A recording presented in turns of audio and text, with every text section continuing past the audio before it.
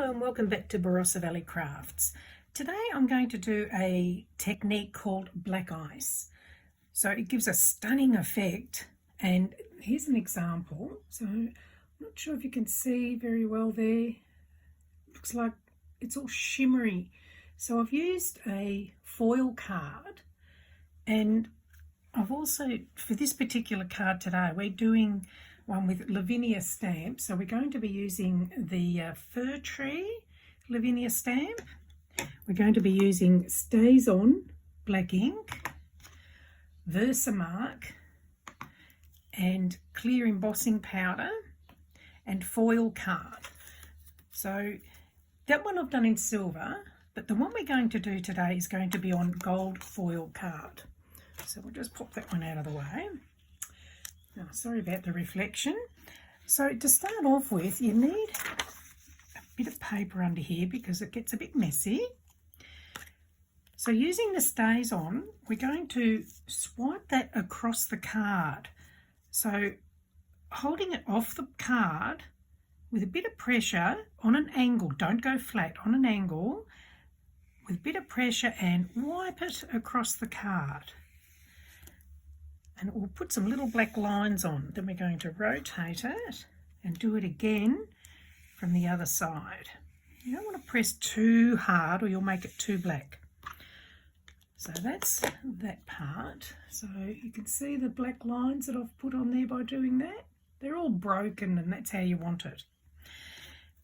Now the next thing we're going to do is stamp it. Now a lot of people will say don't use Stays On stamps. Yes, it does stain, but it does not stop it from working. Like, the stamp will still work the same even though it is stained.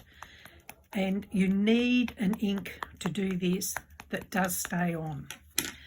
So we're going to stamp some trees on here now.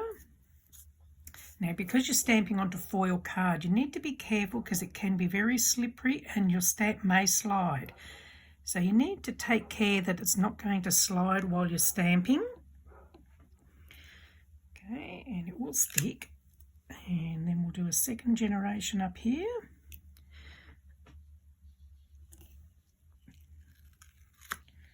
Okay, now we'll ink it up again.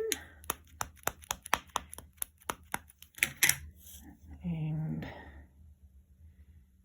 down here. Oops, that slipped a bit. Hopefully it won't be too obvious. Another one there. And we'll ink it up once more. Do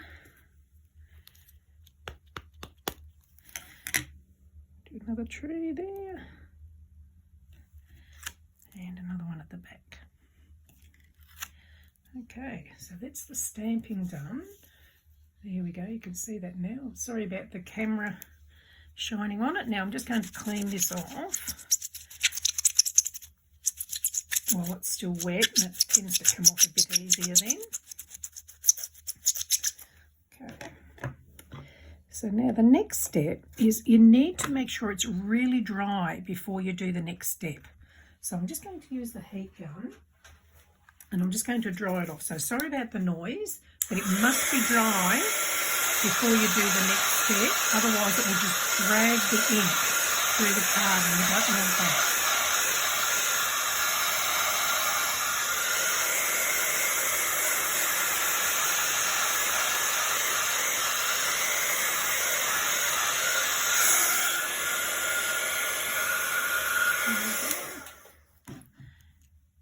That's nice and dry. Okay, for the next step, we're going to use the Versamark.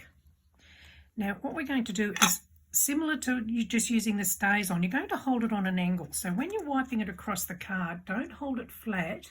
Hold it on an angle across that way.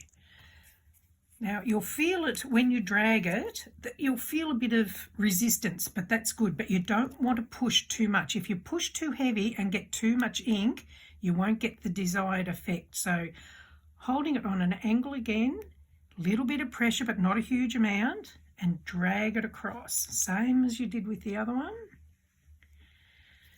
Make sure it's all covered. You can't see it obviously because it's clear, but you just need to make sure it's all covered.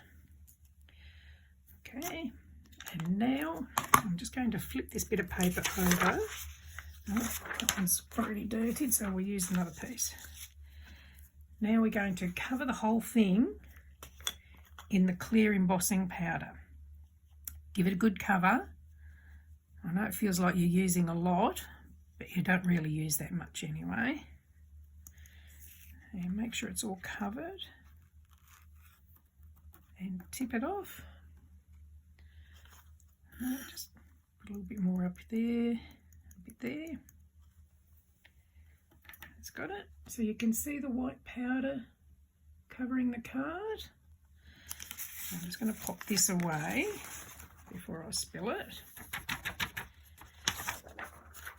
Now with the heat embossing part of it, make sure your heat gun is hot before you start.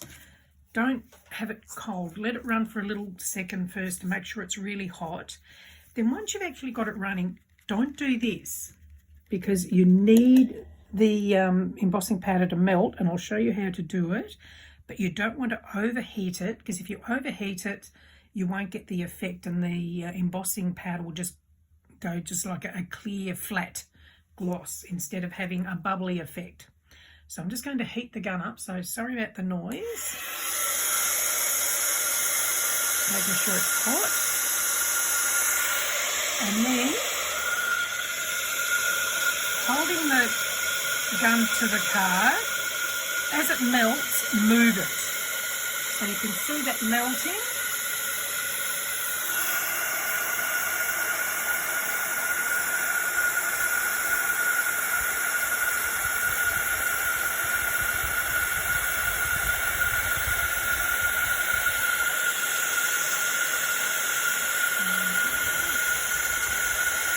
Because the gun's hot enough, it melts fairly quickly.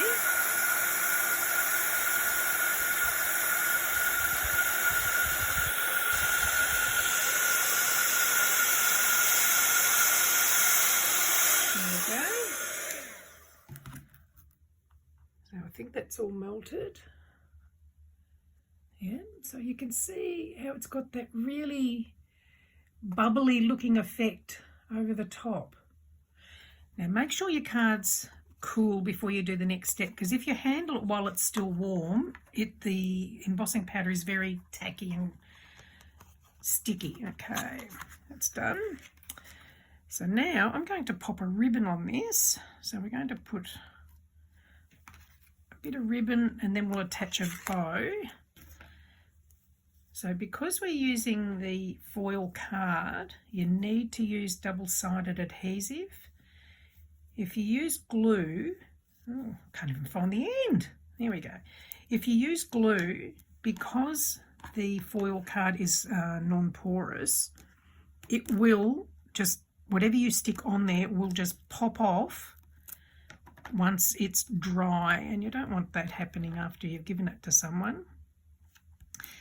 And when it comes to the back of the card, again, use double-sided tape. If you use glue, you can often say, if you put glue on the back in a wiggly shape, you will see the outline of the glue on the front. So again, use double-sided tape on the back of the card when you're attaching it to something. Let me just get this off. Nothing's ever easy when you're in a hurry, is it? Oh, can't get it. Try the other end. Maybe if I try the right side. There we go. All right, so we're just going to pop that. I'll put that about there.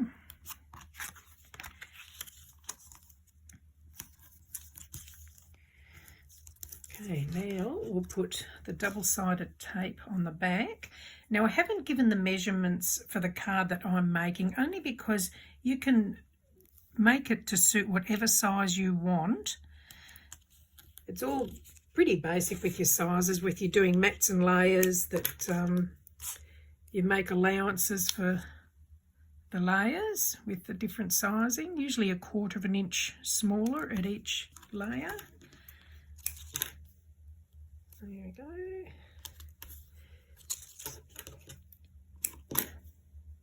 And this one.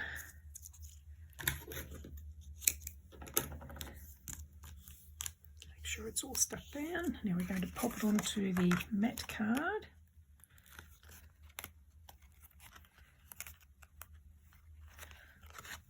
So again, when you're putting it on, make sure you get an even border around all the edges if you can.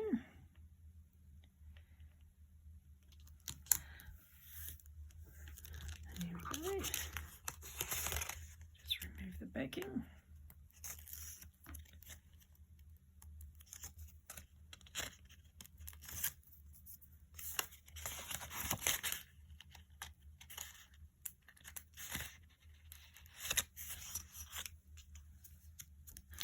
Okay, I'll just put all that out of the way. Now, when we're putting it to the base card, we can use glue.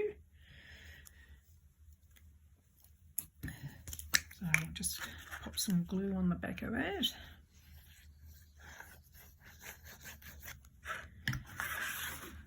I use my Turbo Tacky glue because I like that you can store it standing on its tip and it's always ready to go. Okay, so now we'll just pop that onto there. Again, trying to get an even border.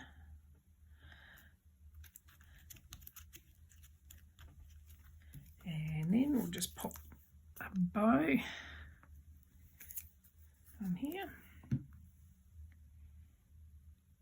And from there you can add any sentiment you like to suit the occasion that you're giving it for, and there it is, all done. So it's a beautiful effect. There we go. So hopefully you've enjoyed that. If you have, please give me the thumbs up and subscribe if you'd like to see more tutorials when they're done to be notified. And please feel free to join me on my Facebook page, Card Making for Beginners and Beyond. And I also have another one called Barossa Valley Crafts. So you can join up and then show us what you've made from my tutorials, or you don't have to do that. You can just show any craft that you like, that you've created, and share it with like-minded people. Thank you for joining me. I hope you've enjoyed that, and happy crafting. Bye.